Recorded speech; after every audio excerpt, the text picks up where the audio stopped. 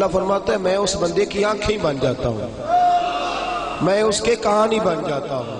میں اس کی زبان ہی بن جاتا ہوں، میں اس کے ہاتھ ہی بن جاتا ہوں، میں اس کے پیر ہی بن جاتا ہوں۔ کیا مطلب؟ فرمایا آنکھیں بندے کی ہوتی ہیں، دیکھنے کی طاقت اللہ کی ہوتی ہے، زبان بندے کی ہوتی ہے، تاثیر اس میں